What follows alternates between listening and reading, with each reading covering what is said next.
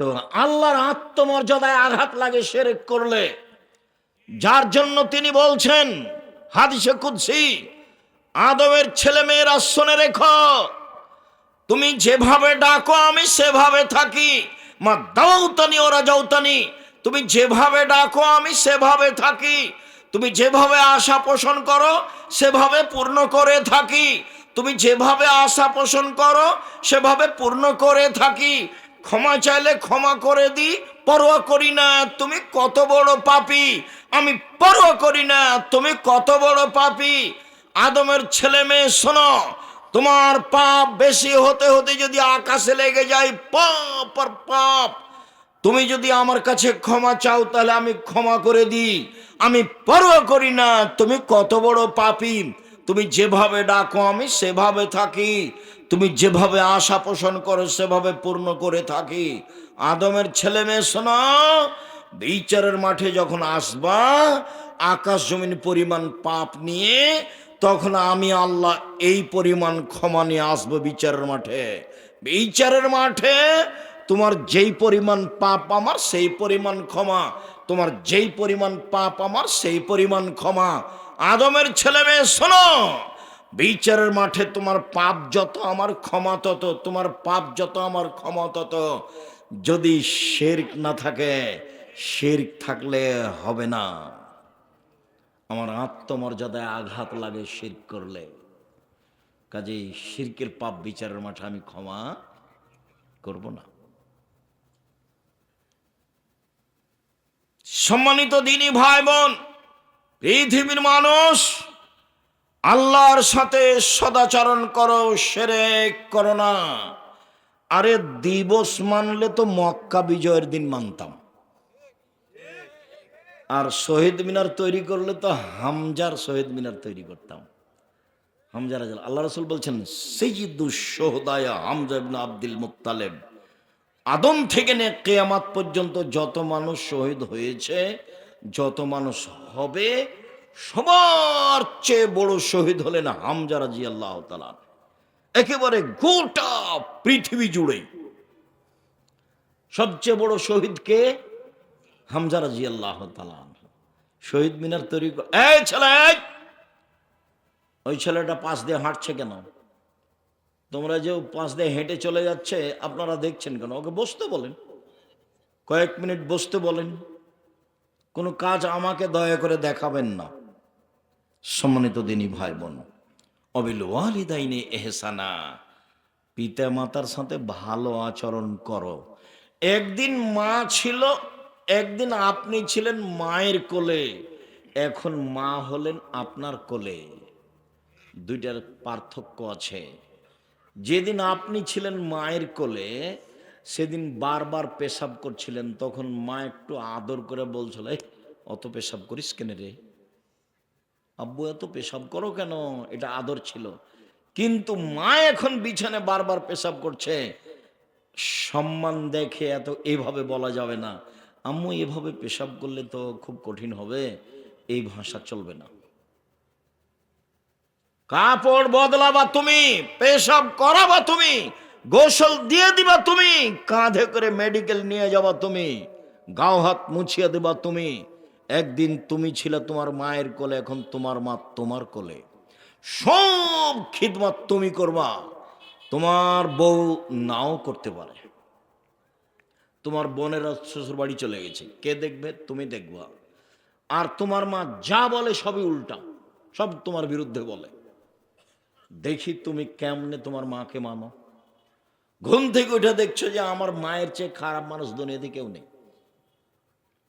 কেন? যা বলে তোমার মা উল্টা বলে। তোমার বউকে বলে মানে কি, একবার অকথ্য ভাষায় গালি দেয়, এই অমুকের বেটে অমুক, বের হ, এইভাবেই বলে তোমার মা। তুমি মুখ খুলতে পাবা না, মুখ খোলাই তোমার নিষেধ। তার নাম হলো বাপ মার সাথে সদাচরণ। মায়ের পায়ের নিচে জান্নাত, এ কথাই ঠিক। স্বামীর পায়ের নিচে জান্নাত, এ কথা ঠিক নয়। মায়ের পায়ের নিচে জান্নাত, এ কথাই ঠিক। মায়ের সম্মানে টিকে থাকা খুব কঠিন। আমার আব্বা একদিন বলছে, যে বেটা এই পাঞ্জাবিটা ভারী লাগে। তা আমি তাৎক্ষণিক একটা হালকা কাপড়ের পাঞ্জাবি করতে পারতাম, কোনো সমস্যা ছিল না আলহামদুলিল্লাহ। কিন্তু আমি বলছি যে বাপু পাঞ্জাবি আবার ভারী হয়। তো এই ভাষাটা আমি এখন ঢাকতে পারি না মরা পর্যন্ত। কেননা আমার আব্বা বলতেন আমাকে, সংসারে কোনো কাজ করতে গেলে বলছেন না, আমার মরার পরে করতে হবে। খোঁটা বুঝেন কি না, এখানে গরু বাঁধা আছে, খোঁটাতে গরু বাঁধা আছে। তা আমি যদি এখান থেকে এখানে নিয়ে যেতাম, তখন আমার আব্বা বলতেন না, ওটা আমি করব। তোমাকে যদি কিছু করতে হয় তাহলে মরার পরে করিও। মানে সাংসারিক কোনো কাজ আমার আব্বা আমাকে করতে দেবে না। আমি যদি সাংসারিক কাজ করি তাহলে কখন করব? আমার আব্বার মরার পরে। একবারে খোলাভাবে বলতেন। তা আমি আমার ওটাতে হলো ভাই, ভাই ভাই ঠাই ঠাই। ভাই মানে পৃথক হবে, ভাই মানে জমি জায়গা ভাগ হবে, ভাই মানে মামলা হতে পারে, ভাই মানে মারামারি হতে পারে। এখানে টিকে থাকা খুব কঠিন। আরেকজন অপর বাড়ি থেকে বউ এসেছে, এরা আবার যা, দুইজন যা, দুইজনের সাথে মিল নেই, একজন আরেকজনের কম বয়স সহ্য করতে পারে না। বাহির থেকে দুইজন মহিলা এসেছে, এ বাড়ির দুই বউ, তোমরা দুইজন ভাই, টিকে থাকা খুব কঠিন। অবিজিল কুরবা, আমার নিজের চোখে দেখা দুই ভাই মারামারি করে ঢেকি কেটে ভাগ করে নিয়েছে। আর খুব ঝগড়া, তখন আমরা দাঁড়িয়ে আছি, এই গ্রামের ছেলে দৌড়িয়ে গেছি ঝগড়া দেখতে। বলছে যে থাম, আমি তো চলে যাব এখান থেকে, আমার ভাগটা এমন লোকের কাছে দিয়ে যাব যে তোকে গুতাতে পারে, এভাবে বলছে। পৃথিবীতে তৃতীয় সদাচরণের জায়গা ভাই। এক নম্বর সদাচরণ আল্লাহ, আল্লাহর সাথে সদাচরণ কি বলেন তো দেখি? শিরক না করা। দ্বিতীয় সদাচরণ হলো বাপ মা, মানে জান্নাতে চলেই গেছেন, তার মানে জাহান্নামও চলে গেছেন। পৃথিবীর দ্বিতীয় মহাপাপ, আল্লাহ রাসূল বলছেন পৃথিবীর দ্বিতীয় মহাপাপ বাপ মায়ের অবাধ্য চলা। তার মানে নিশ্চিত বাপ মায়ের সাথে সদাচরণ টিকে থাকা খুব কঠিন। নাহলে এত কথা কেন আল্লাহ নবী বলবেন, এত কথা বলবেন কেন? পৃথিবীর দ্বিতীয় মহাপাপ হলো পিতামাতার অবাধ্য চলা। তার মানে টিকে থাকা খুব কঠিন। মনে হবে যে বোঝা, বাপ মা বোঝা, কি যে বলে কি যে করে, আসলেও খারাপ লাগে, খাইলেও খারাপ লাগে, কথা বললেও খারাপ লাগে, সহ্যই হয় না। তার নাম বাপ মা, তার নাম বৃদ্ধ মানুষ, তারপর ভাই। অবিধিল কুরবল ইয়াতামা, এতিমের সাথে সদাচরণ। পৃথিবীর মানুষ শোনো, কেউ যদি এতিমের লালন পালন করে, আমি মোহাম্মদ সাল্লাল্লাহু আলাইহি সাল্লাম সেই মালিক, এতিমের লালন পালনকারী, আর আমি মোহাম্মদ জান্নাতে একসাথে থাকবো, তবে একটু ফাঁকা, একসাথে জান্নাতে থাকবো। 519 জন এতিম অসহায় আছে জামিয়া সালাফে ডাঙ্গি পাড়ায়। এতিমের টাকা দিয়ে পাঠান না কেন? কিভাবে চলে? একদিন দেখতে যান না কেন সাদ করে? সেদিন সম্মেলনে যাননি কেন? সম্মেলনে যান না কেন? দেখতে যান না কেন? ভর্তির তারিখ হলো 1 জানুয়ারি, দেশ বিদেশের শিক্ষক দিয়ে ভরা, দেশের শিক্ষক বিদেশের শিক্ষক, সব দামি দামি শিক্ষক, বড় বড় বিদ্বান। এত টাকা খরচ আপনার ছেলে মেয়ের জন্য, আমার জন্য, আপনার ছেলে মেয়ের জন্য। জীবন বাজে রেখে আপনার ছেলে মেয়েকে মানুষ করতে চাই। 40 লাখ টাকা মাসে বেতন লাগে, এখানে আছে এ কি 2-1 টাকা? শুধু আপনার ছেলে মেয়ের জন্য। কেন যান না, কেন খোঁজ নেন না? জবাব আপনি দিন। আমি চেষ্টা চালাচ্ছি মানুষ হিসাবে যতটুকু পারি। সম্মানিত দিনী ভাই বোন, বলছিলাম অল মাসাকিন, মিসকিন, ভিক্ষা চাই যে ফকির সে, ভিক্ষা চায় না সংসারও চলে না, তার নাম মিসকিন। নিজে থেকে যখন কাউকে খাওয়ার দিবেন তখন তাকে পরহেজগার হতে হবে। আর যখন কেউ খেতে চাইবে তখন তাকে টাকা দিবেন, খাবার দিবেন। ও চোর না ডাকাত না মদ খায় না জমিদার না হাতিতে চড়ে আছে বিবেচনার দরকার নেই, চেয়েছে দিয়ে দেন। 10 টাকা 5 টাকা, বাড়ি থেকে বের হবেন না খালি টাকায়। 100 টাকা খুচরা করে যদি নিয়ে বের হন তাহলে অন্তত 10 টাকা হলো 10 জন ফকির লাগবে। আর 5 টাকা করলে কতজন ফকির লাগবে? 20 জন। খালি হাতে বের হন কেন? 30 বছর থেকে বলছি বাড়ি থেকে খালি হাতে বের হবেন না। তোমার মা আছে, মাকে বলে দেবো, আম্মা কিছু খুচরা টাকা দেন তো আম্মা। 500 টাকার নোট থাকে পকেটে, ভিক্ষুক যখন ভিক্ষা চাই তখন আমি খালি বলি মাফ করো, খালি বলি মাফ করো, খালি বলি মাফ করো। 500 টাকা দিতেও পারি না। আপনি আপনার স্ত্রীকে বলে রাখবেন, বউখানকে একটু কাজে লাগান, খালি ভালো করে রান্না করতে পারে তাই খুব খুশি। ও যে ফোহর একটু বুঝে না কিছু, স্বামীর সংসার বুঝে না, সেটা তোমার হুঁশ নাই। সবচেয়ে ভালো মহিলাকে যে অভিমান করে না, যে অভিযোগ করে না, যে প্রতিবাদ করে না। স্বামীর সংসার সুন্দর হবে 3টা কাজে। এক, অভিমান নেই। অভিমান কি? তুমি একদিন স্বপ্নপুরী নিয়ে গেলে না, এর নাম হলো অভিমান। তুমি গত কুরবানিতে একটা কাপড় দিতে চেয়েছিলে, সেটা দিলা না, এর নাম অভিমান। অভিমান করলে পূর্ণ না হলে শয়তান খালি পাগল বানাবে, সারা রাত তাকে পাগল বানায়। তোর কথা মানে না, তোর অভিমান মানে না, তোর কথা মানে না, তোর অভিমান মানে না, তুই থাকিস না, ভাত খাস না, চলে যা, তুই চলে যা। এগুলো কে বলে বলেন তো দেখি? শয়তান। একবারে তাকে একবারে পাগল বানাবে। তখন সকালে বলবে আমি তোমার সাথে থাকবো না। তোর থাকবি না তো যা, তুমি এখনই তালাক দিয়ে দাও। তো দিয়ে তালাক দিয়ে যা, তোকে তালাক দিলাম, তুমি তালাক এক্ষণে দাও, তোকে 100 তালাক দিলাম, যা। আর যেমন তালাক দেওয়া হয়ে গেছে, শয়তান নেই। ইন্না লিল্লাহি ওয়া ইন্না ইলাইহি রাজিউন।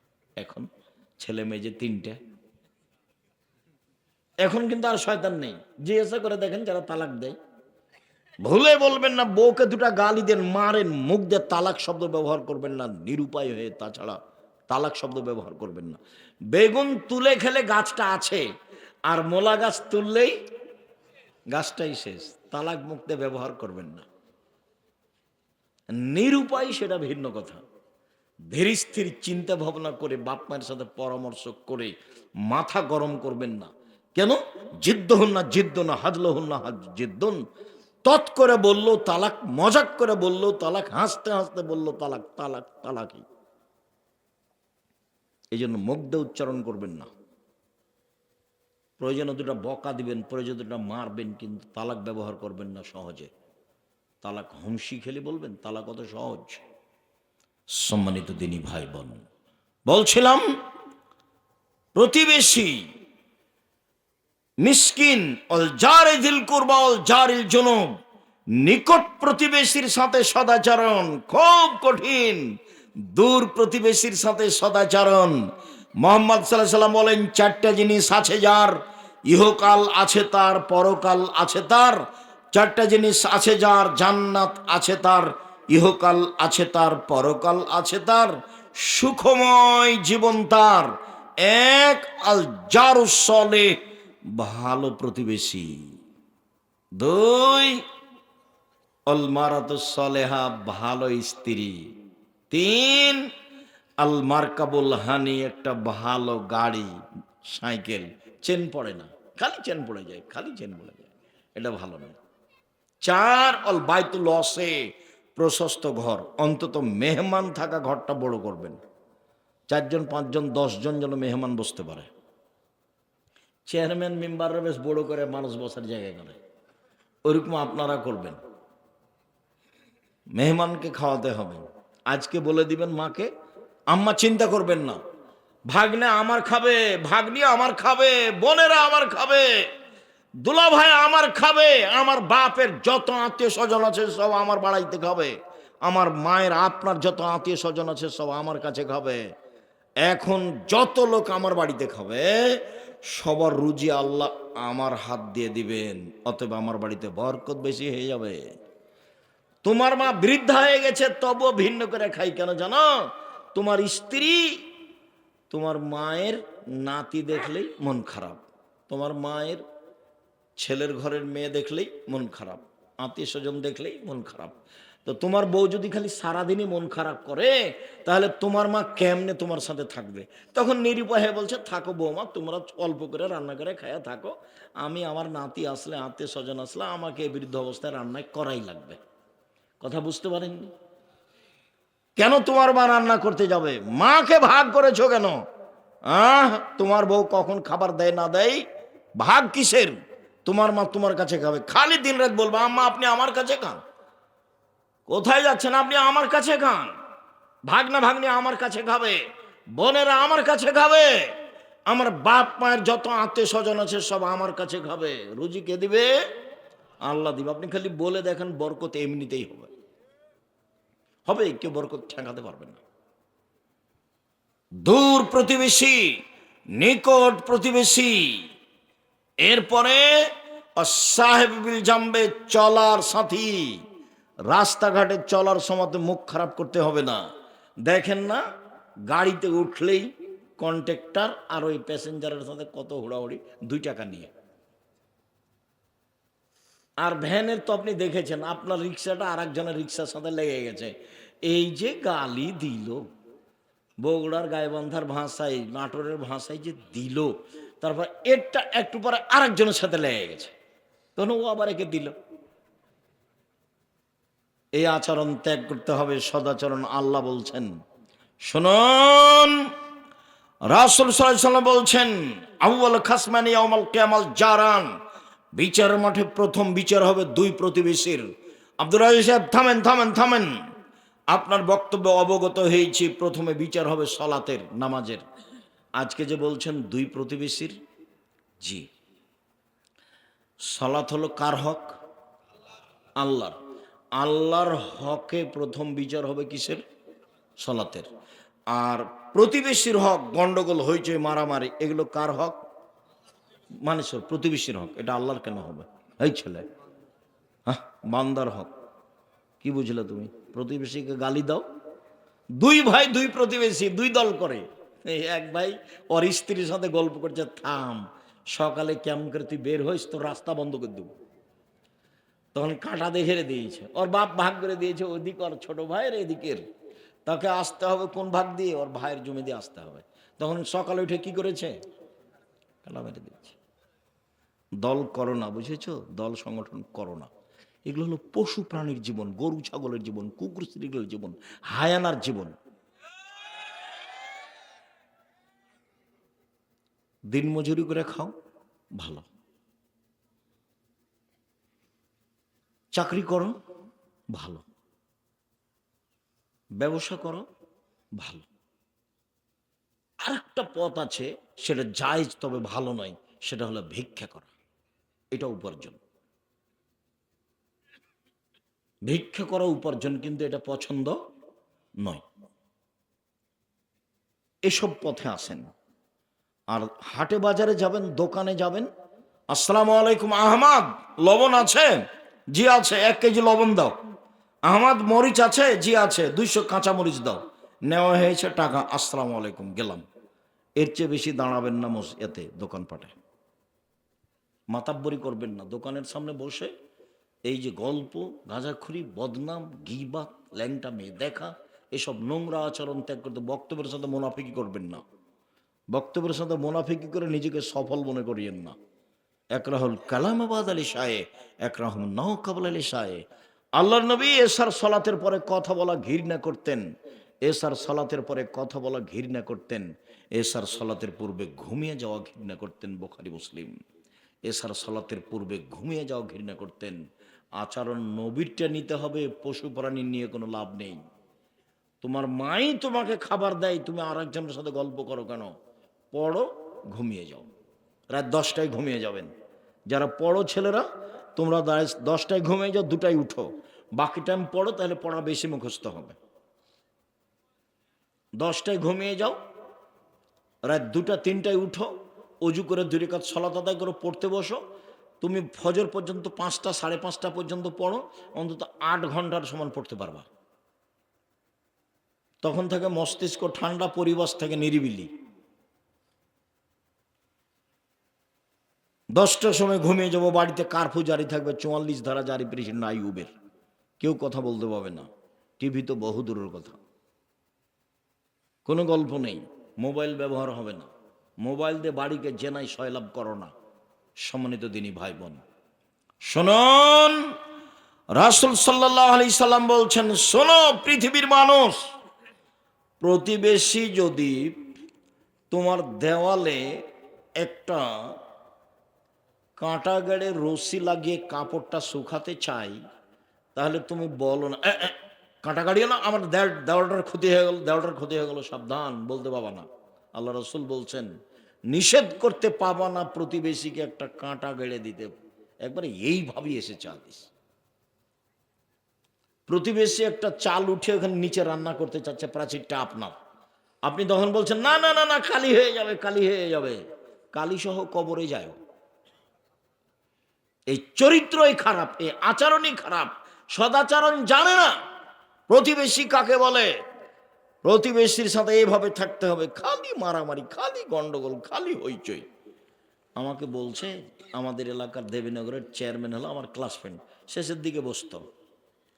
একদিন বলছে, আব্দুর রাজাক, তোদের গ্রামে যে তোদের বাড়ির ওখানে রাস্তা নিয়ে গন্ডগোল হচ্ছে, তো কি করবি?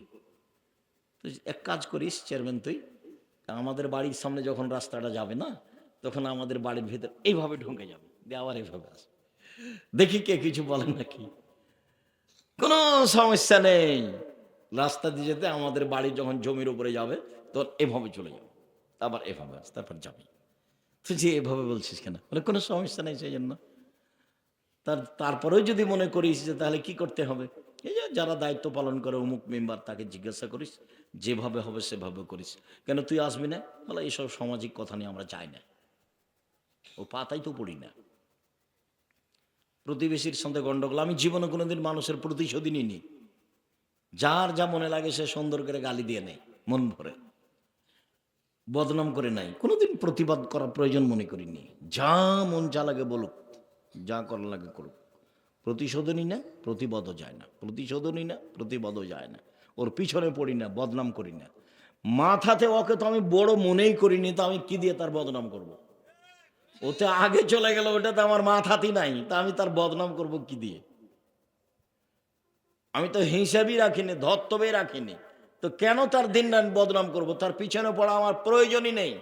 জীবনে কোনোদিন কারোর পিছনে পড়া আমি প্রয়োজন মনে করি। আল্লাহ তুমি হেফাজত করো, তুমি সর্বশক্তিমান, তুমি সব কিছু করতে পারো।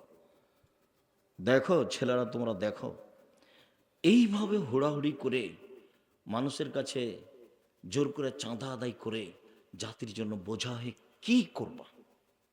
মারামারি করে, দাঙ্গামা হাঙ্গামি করে, নেতা নির্বাচন করে, মানুষের বিরোধিতা গেয়ে তুমি মোটরসাইকেলে যখন যাও, 8টা 10টা মোটরসাইকেল নিয়ে, তখন তোমার চরিত্র তুমি বুঝতে পারো না।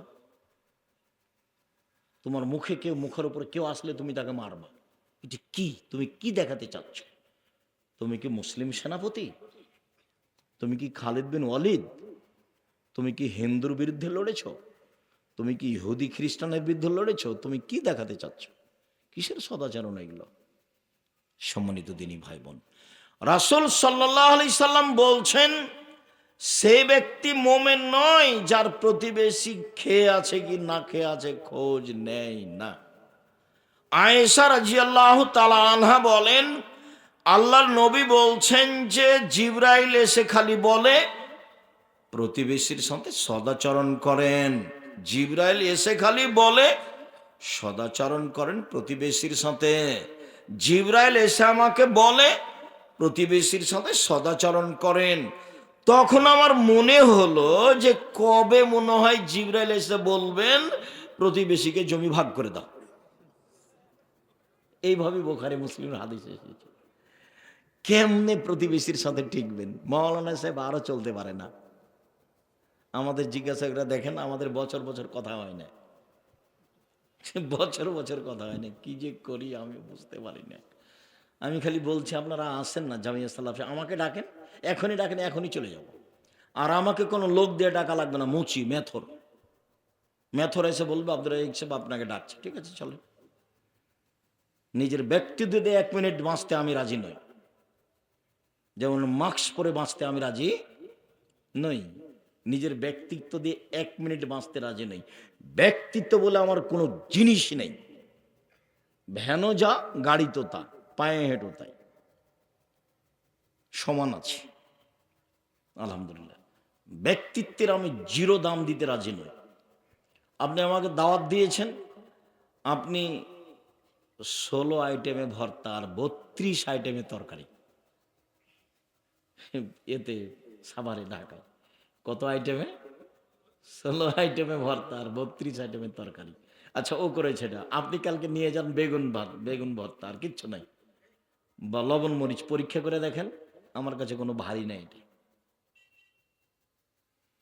আর কাল কি আচরণ করেছেন আমি আজ ওটা মনে রাখিনি। কতদিন এসে ক্ষমা চাচ্ছে, সেদিন টাকা পয়সা দেওয়া হয়নি তো কষ্ট পেয়েছেন মনে হয়, বলেছে কবে যে টাকা পয়সা দেননি তা তো আমার মনে নাই, কখন যে টাকা পয়সা দিলেন না। এ তো সেদিন কোথা থেকে আসলাম, 1 টাকাও দেয়নি, কোথায় জানি এখন এই বছর। এখনো মনে হয় পরীক্ষা করে, একবার তো পরীক্ষা অনেকদিন আগে করেছিল রংপুরে, তো এখনো করে নাকি, হয়তো বা করে, যে দেখি কি বলে।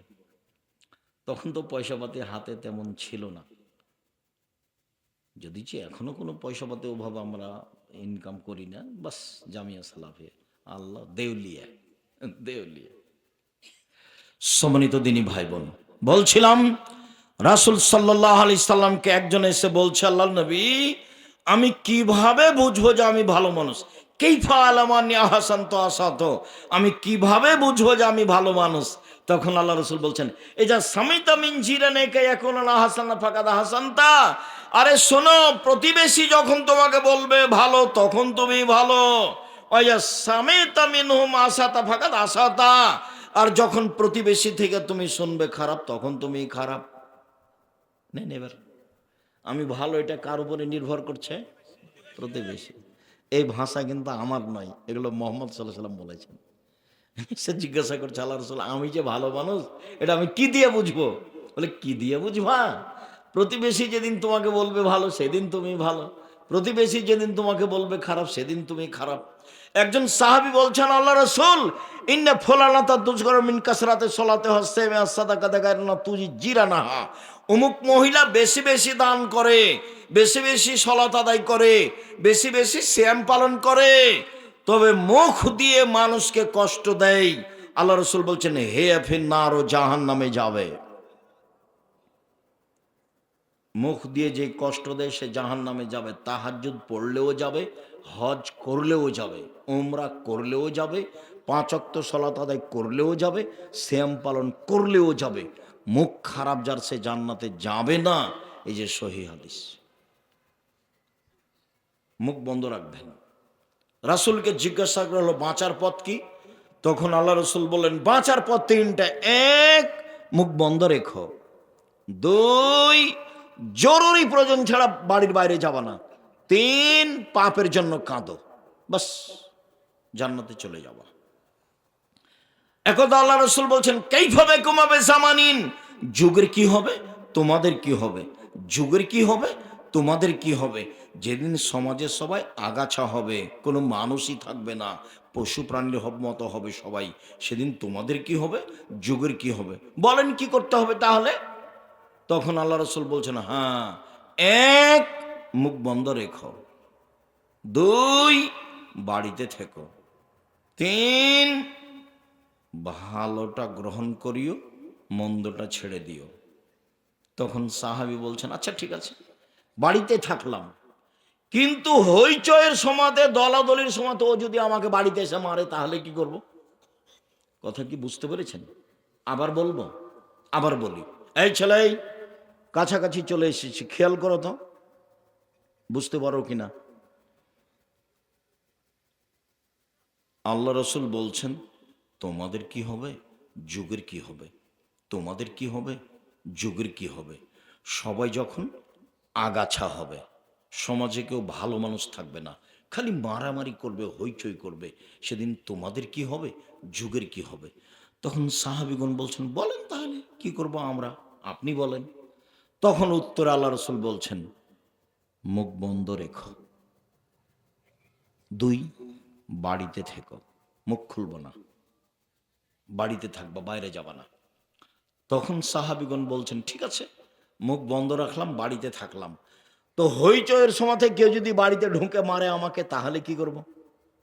বুঝা গেল না কথা? এবার উত্তর কি দিয়েছেন দেখি। এখন আল্লাহ রাসূল বলছেন ওই সময় আদমের 2 ছেলের ভালোটার মতো হবা। আদমের দুই ছেলের ভালোটার মতো হাবিল আর কাবিল। কাবিল বলছে, এ হাবিল তোকে মারবো রে। তখন হাবিল বলছে, তুমি আমাকে মারো মারো, আমি তোমাকে মারবো না। আল্লাহ রসুলও যদি আমাকে বাড়িতে এসে মারে আমি কি করব? তখন আল্লাহ রসুল উত্তরে বলছেন, আদমের দুই ছেলের মতো হবা। কি? কাবিল বলছে, এই হাবিল তোকে মারবো। তখন হাবিল বলছে, তুমি মারো মারো আমাকে, আমি তোমাকে মারবো না। এই যে কথা বোঝা যায় না? আল্লাহ রসুল বলছেন যে মানুষ কিভাবে বেশি বেশি জাহান্নামে যাবে। সঙ্গী সাথী বলতে পারো মানুষকে পিছন দিক থেকে ধাক্কা মারে জাহান্নামে নিক্ষেপ করে কি? সঙ্গী সাথী বলতে পারো মানুষকে পিছন দিক থেকে ধাক্কা মারে জাহান্নামে নিক্ষেপ করে কি? এই কথা বলতে বলতে জিহ্বা, এই জিহ্বা মানুষকে পিছন দিক থেকে ধাক্কা মারে জাহান্নামে নিক্ষেপ করে। পৃথিবীর মানুষ, দুইটা জিনিসের জিম্মেদারি নাও। আমি তোমাকে জান্নাতে নিয়ে যাওয়ার জন্য জিম্মেদারি নিলাম। কিভাবে জান্নাতে নিয়ে যেতে হয় সেটা আমার ব্যাপার। এক, মুখ বন্ধ রাখবা, মুখ দিয়ে বদনাম করবা না, গীবত করবা না, গালি দিবা না, জুলুম করবা না, অন্যায় করবা না। মুখ বন্ধ রেখো। কিভাবে জান্নাতে নিয়ে যেতে হবে সেটা আমি দেখবো, মোহাম্মদ সাল্লাল্লাহু আলাইহি ওয়াসাল্লাম বলছে। দুই, জেনায় লিপ্ত হবা না, বাকিটুকু আমি দেখে নেব। জেনায় লিপ্ত হবা না। তো যুবক, তুমি তখন বুঝছো যে জেনা তো এখন বন্যার মতো, তো আমাদের তো ঘটেই গেছে। তুমি আজ থেকে বন্ধ করো। আজ থেকে তুমি মোবাইলে সে মেয়ের সাথে আর কথা বলিও না। শক্ত হও, শক্ত। শয়তান তোমাকে বোকা বানিয়েছে, শক্ত হও। আমি বিচারের মাঠে দেখে নেব কিভাবে জান্নাতে যেতে হয়, নিয়ে যেতে হয়। আল্লাহ রসুল বললেন, শোনো, মহিলাদের জন্য জান্নাতের সব দরজা খোলা চারটা কারণে। এক, 5 ওয়াক্ত সালাত। দুই, রমজান মাসের রোজা। তিন, স্বামীকে মেনে চলতে হবে, তিতা লাগলেও মিঠা লাগলেও। আব্দুর রহিম, থামেন থামেন, আপনি যখন আমাদের ব্যাপারে কথা বলেন তখন আমাদেরকে একবার ধুইয়ে দেন। হ্যাঁ, সেইটা হতে পারে। আপনি তো জানেন না আমার স্বামীর কথা, ওর মুখখানি এত খারাপ যে ওর মুখের দিকে আমি তাকাতে পারি না। এটা হতে পারে। আপনার মুখ খারাপ কেন? আপনার মুখ কেন খারাপ? আপনি পুরুষ মানুষ, মুখখানি এত খারাপ কেন? মুখে অত অশ্লীল কথা বলেন কেন? আল্লাহ রসুল বলছেন, বউকে যে মানের খাও সে মানের খাওয়াবা। এক। দুই, যে মানের পরো সে মানের পরাবা। তিন, কটু কথা বলবো না। কটু কথা বলা নিষেধ। গালি দাও কেন? গালি দাও কেন? শ্বশুর বাড়ি যাও বন্ধ করেছো কেন? বোকা ছেলে, শ্বশুর বাড়ি যাও বন্ধ করেছো কেন? ঢং দেখাচ্ছ?